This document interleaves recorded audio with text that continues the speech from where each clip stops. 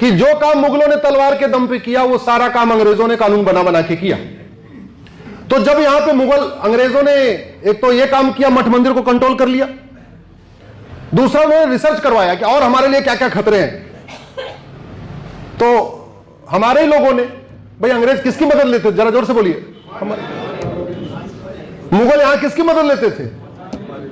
कुछ लोग नवाब बनने के लिए कन्वर्ट हो गए, कुछ जागीरदार बनने के लिए कन्वर्ट हो गए, कोई तिमारदार बनने के लिए कन्वर्ट हो गया, कोई चौकीदार बनने के लिए कन्वर्ट हो गया, कोई सेना में भर्ती होने के लिए कन्वर्ट हो गया। मुगलों ने भी यही काम, अंग्रेजों ने भी यही काम किया। अंग्रेजों ने जब पूछा यहां के लोगों से, भाई हमारे लिए और क्या खतरा है? बोले साहब एक बहुत बड़ा खतरा है। बोले क्या? बोले यहां हर परिवार में कम से कम 5-5, 6-6 हथियार है।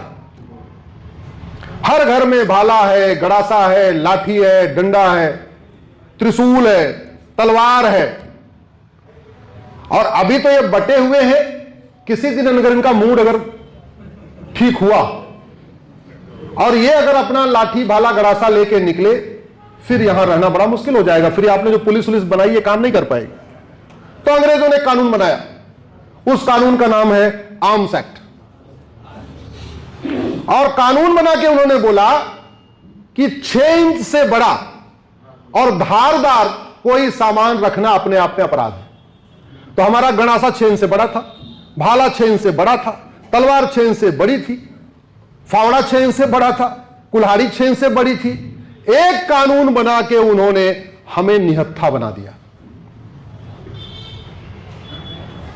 अंग्रेज चले गए तो बाद वाले अंग्रेज आए, जिनका कपड़ा वहीं अंग्रेजों के यहां धुलता था, वहीं प्रेस होता था। उन्होंने उसी कानून को, ये बस पहला वाला पन्ना बदला, अंदर का सारा माल वही। और जो पूरा अंग्रेजों का कानून था, इसका नाम रख दिया आर्म्स एक्ट 1959। आप मुझे बताइए, भारत का संविधान हमें धार्मिक स्वतंत्रता देता है कि नहीं देता? देता है 100%। हम लोग दुर्गा जी की पूजा करते हैं। दुर्गा जी का मुख्य शस्त्र क्या है? तो हमें तलवार रखने का अधिकार मिलना चाहिए कि नहीं? हम भगवान परशुराम की पूजा करते हैं तो हमें गड़ासा रखने का अधिकार मिलना चाहिए कि नहीं? हम गणेश जी की पूजा करते हैं तो गणेश जी का मुख्य शस्त्र है कुल्हाड़ी, हमें रखने का अधिकार मिलना चाहिए कि नहीं? हम भगवान शंकर की पूजा करते हैं, हमें त्रिशूल रखने का अधिकार मिलना चाहिए कि नहीं? हम भगवान कृष्ण की पूजा करते हैं, हमें भाला रखने का अधिकार मिलना चाहिए कि नहीं? और पहले था, जब महाराष्ट्र में सार्वजनिक गणेशोत्सव शुरू हुआ तो अंग्रेजों ने मूर्तिकारों को बुलाया और मूर्तिकारों से बोला कि गणेश जी के हाथ में जो कुल्हाड़ी है इसको हटा दो। और आज भी भारत में 90% जो गणेश जी की पूजा हो रही है वो बिना कुल्हाड़ी के हो रही है। जाके एक बार अगर आपके घर में गणेश जी हो देखना, एक हाथ में आशीर्वाद, एक हाथ में शंख है, एक हाथ में लड्डू है, एक हाथ में मोदक है, एक हाथ में फूल है, कुल्हाड़ी है ही नहीं है। यह अंग्रेजों ने गायब करवाई थी और आज भी चल रही है।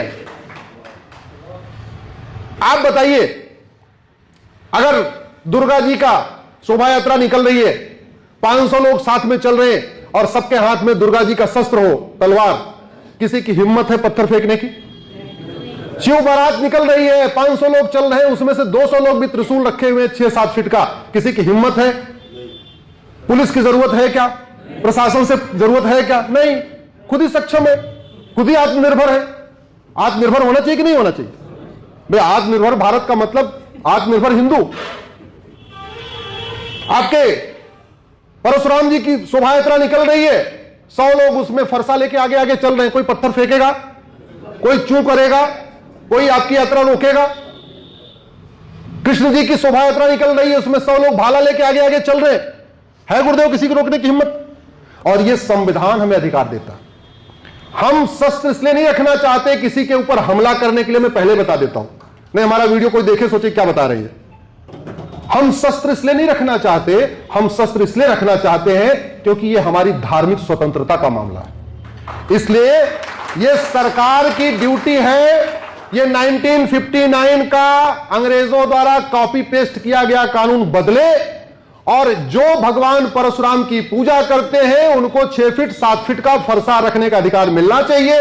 जो मां दुर्गा की पूजा करते हैं उनको तलवार रखने का अधिकार मिलना चाहिए, जो गणेश जी की पूजा करते हैं उनको कुल्हाड़ी रखने का अधिकार मिलना चाहिए, जो हनुमान जी की पूजा करते हैं उनको 6-7 फीट का गदा रखने का अधिकार मिलना चाहिए, जो शंकर जी की पूजा करते हैं उनको त्रिशूल रखने का अधिकार मिलना चाहिए। आप मुझे बताओ, ये आर्म्स एक्ट बदलना चाहिए कि नहीं बदलना चाहिए? जोर से बोलिए।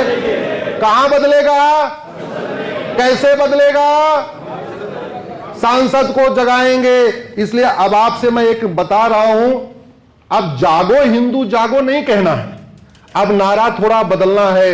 अब बोलना है जागो सांसद जागो। जोर से बोलिए, जागो सांसद जागो, विधायक जागो, मंत्री जी जागो, सरकार जागो, गांधीवादी जागो, अंबेडकरवादी जागो, लोहियावादी जागो, सरकार। बोलिए भारत माता की, भारत माता की, भारत माता की।